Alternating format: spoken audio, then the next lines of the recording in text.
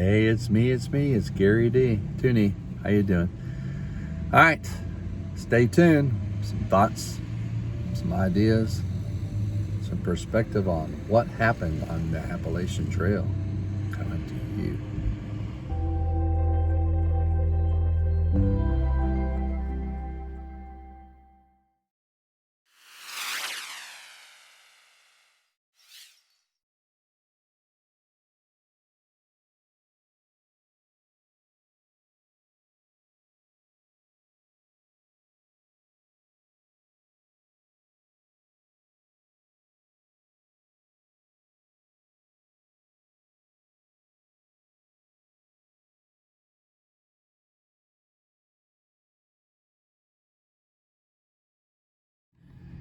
Hello, everybody. I'm back. Today's Friday the 15th. Sitting in the car waiting on a few jobs here, and I wanted to get back with you and give you some thoughts, some ideas on the hike. I had a couple of viewers comment, and just kind of wanted to go over the thoughts, kind of put a little stamp on the end of this, and then maybe talk about things to come down the line. Pardon me if I look down here at my notes. Let's see here. I guess it says, what did I expect before the hike?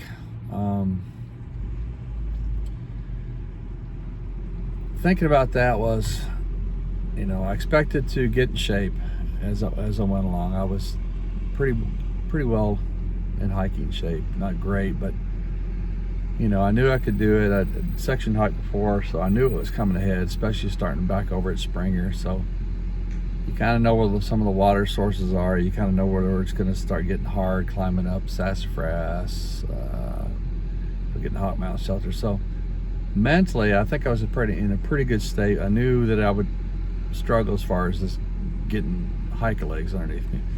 So that was kind of what I expected. I didn't expect that I would physically get tired once I got in shape. I thought once I got in shape it'd be a pretty good deal, and I thought it would get easier. I actually did. I thought it would get easier. The gear would get dialed in. I might change a few things, but overall I thought it was just going to get an easier hike. I knew that I missed family, but having the phone to be able to FaceTime was going to take the place of meeting up, just for the logistics and stuff like that. I really just needed to be out there for myself. So those were the things that I kind of planned on. I knew it was going to be, I figured I could get around $700 or $800 a month to live off of. I thought I could do that. It ended up being a little bit more than that, especially the more I got up north. My expectations were it would get easier. I could understand it better, and I had the expectation that I was going to meet people that I was going to hike with, end up hiking with. I like hiking with another person in eyesight and just being able to talk to. So I expected all that. What did I learn from the hike? It never got easier. I got better at it. Mentally, physically, I was able to do easier miles, longer days. Just basically able to get better at it, but it was always hard, and that really surprised me. I thought it would be not that bad. I thought it was going to get easier, but it never got hard. As a matter of fact, actually, after about 1,700 miles, it was damn hard. It was really hard, physically. Mentally, I had my days, but physically, it was just physically hard. So going with that, your gear, the weight of your gear that you carry. Spend the money, get high quality gear that weighs less and carry less. Get used to having bare minimum. If you can get 25 pounds or less, it's going to make your hike so much better. Sometimes I was 30. I sometimes overbought, and I carried a heavier tent, and I carried more clothes than probably really needed. I could have shipped back, and I could have switched out sleeping bags. So physically, get high quality light gear. And if you need any information on that, there's videos out there. Give me a message, and I'll try and help you out. I'm not a gear junkie like Kilt is, but get the best gear you can. Speaking of gear, phones don't normally work 100% of the time. You can take videos, you can't upload, you can't get text out. I had AT&T, Kill had Verizon. 50% of the time we both have it. If I'd have had it, he didn't have it. If he had it, I didn't have it. So he did carry a spot, which allowed text messaging, so he was able to stay in contact, ping where he was. So if you like that, definitely spot worked well. He was able to communicate with his wife, so if we wanted to make a hostel reservation, at least he could ping her, ask her to call and make a reservation for a hostel. So that would be good. So that was a good thing. Talked about missing family. Definitely miss family. The joke is, I used to kind of guffaw at the people that would get on these TV shows, for 30 days and have a crying fit because they hadn't seen their family. But never had a crying fit, but I definitely thought about the family. But the FaceTime definitely helps. So, it just depends on you. If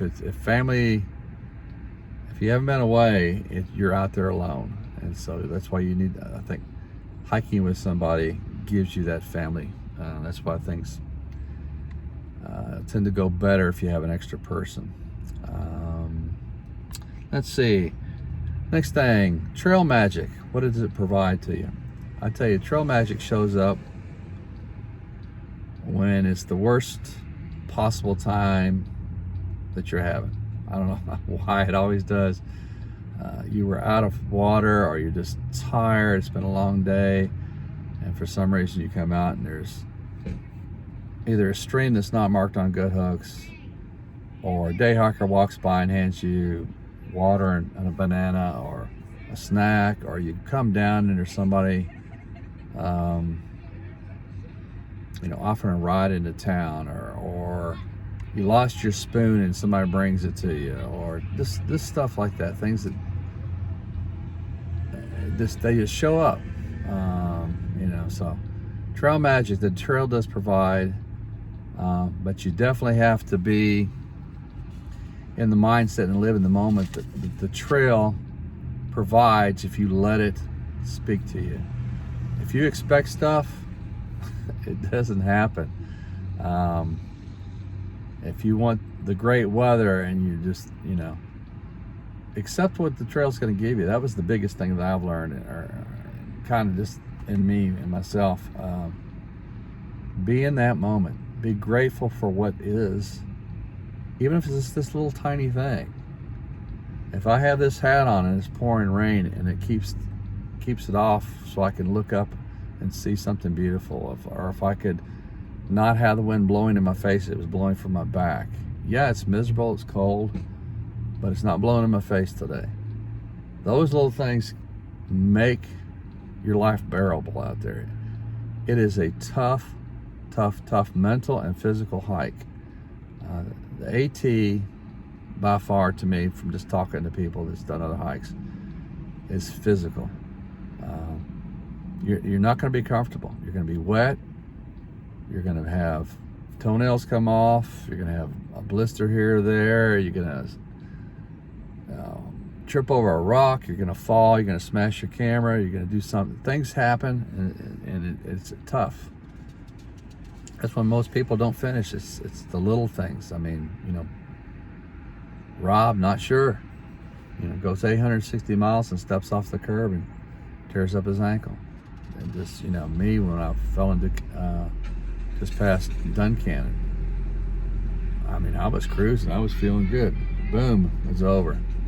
That's what I thought anyway. It took me 3 days to get back. Okay, let's see what else.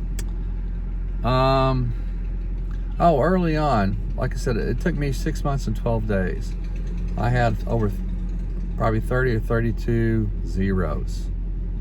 Most of those were in the beginning. So what I would suggest for any thru hiker of 2022 is from Springer, at least until you get to Damascus, don't take zeros, take Neros. I would get to where you're within 4 or 5 miles of town, spend the night, get up the next morning, come in. That would try to get your hostel, get your hotel or whatever, do all your cleaning and laundry and grocery shopping, and then spend the day and then get right back out. You want those zeros at the end of the hike, not at the beginning, because so many people get feeling the pressure near the end when they're trying to get done. The weather's closing in, it's getting colder. So save your money, even though it is cheaper in the southern states. I mean, you can get a hostel for 25 bucks, hotel for 60 for 2 people, you know. But the further north you go, I mean, I spent 220 for a hotel one night. So it gets more expensive. Food gets more expensive if you get up as you get up north, and that's probably from about New York, Massachusetts north. Things get expensive, so just keep that in mind. I averaged about $1,100 a month, and most of that was probably on the final third. It increased, that kind of brought my average up. I was probably around $800 in the lower states. So like I said, I did do a lot of shuttles near the end just to keep me going, because I was physically spent on some of those days. Like I said, hiking by yourself, you will find somebody to hike with. If you're open and you listen and you look at the pace that people walk and stuff like that, don't tie yourself to somebody right at the first, but just say, hey, do you mind if we hike for a few days together? See if you get to like the person, don't like the person. Share. It's easier to hike with two people. Split the cost of the hotel, shuttles, stuff like that. See if you get along. You know, so I was lucky. Rob was excellent. So we still get along, still talk. GW was great too. He was a little more motivated than me as far as pushing to get up, you know, big miles every day, and finally, I just couldn't do that. I just couldn't get the miles that he needed, and so we kind of departed that way, and that's what Kilt and I kind of finished off with. We had a more similar aspect of as far as what we could do, what we couldn't do. So everybody other than Rob, and his was injury, I think Rob would have made it with me, and I really wish he was there. But able to get along with people. We were 3 different types of people. You know, Rob worked at NASA. GW was basically a nonprofit, and he was, I won't call him a lawyer, but he definitely was a CEO of a big nonprofit. And Kilt was retired Navy. So, you know, each person has a little bit different. I enjoyed it. You know, I enjoyed small groups. Some people really, especially the younger people, tend to like a little bit larger group, but you know, me as smaller was fine. Somebody asked me, what did I miss the most? Now here's the bad killer of the whole deal. What I really missed the most was sleeping in my bed. I have a Tempur-Pedic, and man, that bed was wonderful. I love you, Patty. Patty, I love you every day, but I could at least FaceTime you and see you and get my fix. But that bed, 6 months and 12 days without laying on it. Now the mattress I had, the Nemo, worked fine, but nothing like a good bed and a hot shower. But I was able to get those, so that was nice. Food. 2022 hikers, don't carry more than 3 to 4 days of food. You won't eat more than 3 to 4 days of food. If you have to not eat nothing, or you know that you got 2 days left and you've only got 1 day of food, split the food. Go into town hungry. Get some good town food. Don't carry the weight. I'm just telling you. Don't overbuy and just carry stuff just to carry it. You know, dehydrated meals are great. They're about $10 a pop. You know, but find out what you like, stuff yourself on it for 3 or 4 days till you get tired of it, and then get you a nice meal in town. Don't carry the weight. That's my advice. That, food, clothes, water. Make sure those 3 things are as light as possible.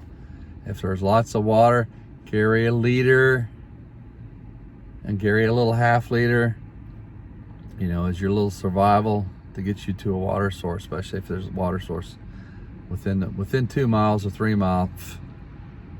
Just carry the liter, drink it, and as soon as you go by an water source, drink it. Just, you know, you don't need to carry big carries unless you get near Chestnut Knob. Carry water. It's hot. It's a long 12, 15 miles. Best part of the trail by far. 1, I was in shape.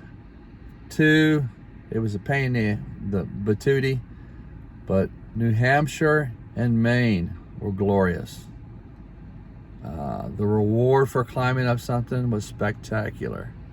The views, the people, knowing that you're at the end, made every climb, even though that was difficult, great. The ups were straight up and the downs were straight down. So the downs would take me a little bit longer, but they were short. They weren't like 5 and 6 miles long. But the views, New Hampshire and Maine were the best. Says, what was my worst? Probably my 2 worst states. Pennsylvania. I hate to say it, Pennsylvania, but you know, maybe the first 4th was okay, flat, you know, but it was just, it basically rocking across a rock field for miles upon miles, day after day. Slick, scary, injury. I mean, I saw people with gashes, cuts. Me, where I was off for 3 or 4 days. Other person, like I said, that was in just one spot. A lot of people, you know, said snakes and stuff like that. I saw those, but I was more about falling. It gets slick, especially when the people are walking the same path and it gets wet. The rocks tend to get polished. It was terrible on your feet. Just about killed his hike in Pennsylvania. It just crushes you. It was the very first time that I actually thought I just probably ought to go ahead and quit, because I don't know if I could. I know I can make it, but if I can't do this part, how am I going to do the hard part up there? That's the first time it set in my mind. So Pennsylvania was number 1 worst as far as difficult hike for me. Second one was miserable because mosquitoes was Massachusetts. It had rained probably like 2 weeks worth, and there was puddles and everything else, and it was just mosquitoes. You couldn't stop. So mentally, that was pretty tough. I had bites everywhere. What else did I learn here?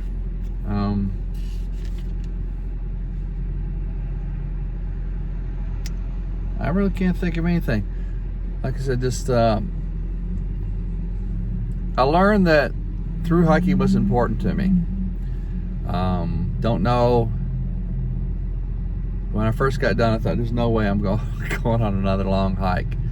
But eventually I will go on another long hike. If it's only 300 or 400 miles, which may seem long to some, but after through hiking, that's, you know, 3 weeks, maybe 4. It's not bad at all. So I'm doing more. My body, probably the biggest oddity that I thought was, I couldn't believe, it's the 15th, so it's been almost 2 weeks of how long it's taken my body to rejuvenate.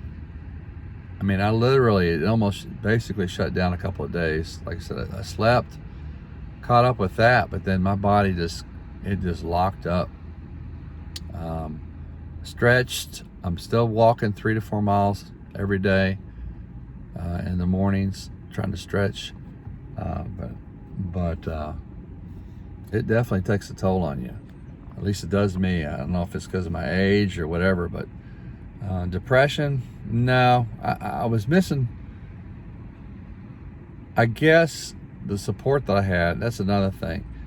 The support you have at home helps with your mental attitude on a trail. Family and friends, having a YouTube channel, I got a lot of support from that. It would encouragement. I can't quit now. I just need to go. Don't quit on a bad day. You know, and our mind was don't quit on until you have 3 bad days. Well, you never have 3 bad days. So you have maybe 2, and then the next one's nice. And you think, okay, it's a good day, so I don't quit. But it is definitely a mental challenge the further up you go.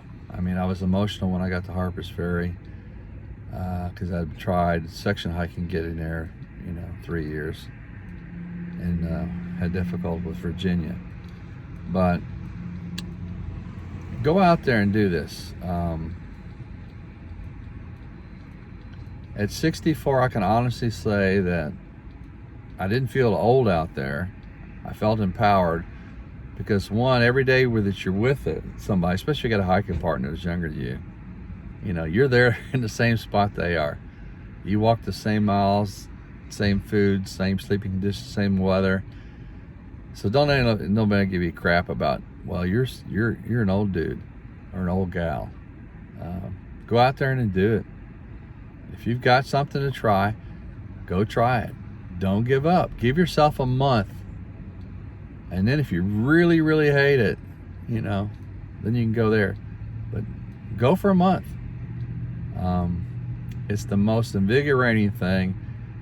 It's something that I'm going to cherish. I mean, I am a thru hiker, and nobody will ever take that away from me. I've done something that most people wouldn't even comprehend. So that's my big takeaway. The confidence is built back in me. I feel like I did when I was in my 20s, when I used to do some adventures and stuff. So I know it's possible. It's harder the older you get, no lying with that. But with that comes the wisdom of putting yourself through it, knowing you're not going to die, hopefully. But that's the biggest pull away, and being thankful for the opportunity to be in the spot where you can do something like this. I didn't have to rush. I had saved up enough money. I knew if I needed the extra money that my family and my partner, Patty, it was covered. It was something that I just had to do. So that wasn't a financial burden, stress on my head. So, but this is some of the insights, some of my thoughts. As for future things, Patty and I are going out to Utah just to visit the grandkids and the family out there. So, possibility of doing an overnight with the scouts out there. So, if that happens, I'll take some video of that trip and show you some sights out there. But I definitely would like to. I will definitely do some longer trails by next year. I know. I'm gonna start looking. Kilt wants to go overseas. I don't know if that's gonna happen or not. I'll see what the logistics are and how much money I got, because it takes money to hike. And that's if you're going on excursions. If you're hiking local, go.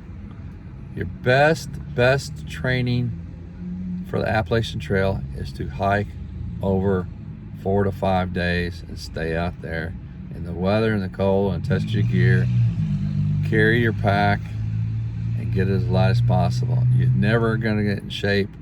You're never going to be 100% pure as far as being ready for the trail. But if you go out there mentally ready and knowing it's going to be the toughest thing you've ever done, you can do it through a hike. So again, I encourage you, if have any aspirations, I'm open to contact. I'm sure Kilt, if you like his stuff, let me know. But even Rob's talking about maybe starting again next year. Who knows? Who knows? I don't know. We'll have to see. All right. I just want to tell you thank you again for the support. This is probably, unless there's something else pops up with the AT, I did put in for my ATC 2,000 miler and my Alda 2,000 miler awards. I'm gonna get a few things. I'm gonna look at some tents. I don't know. MSR Hubba Hubba's been really good, but I'm gonna maybe try and get a little lighter tent. All right, take care. I love you all. Thanks for following along. Hope you see more from me. Hope I can keep the enthusiasm and the weight down. Doing really good. I've gained 1 pound in 2 weeks. No, less than, a pound, I guess. So, keeping it up, feeling fit, making some cash, doing DoorDash. All right. I love it because you can make your own schedule. Well, it's not like that. It's like the AT. I work when I want to, make money when I want to. All right. Take care. Thanks again. Love you all. 2Knee out. Give me a call, folks. Later.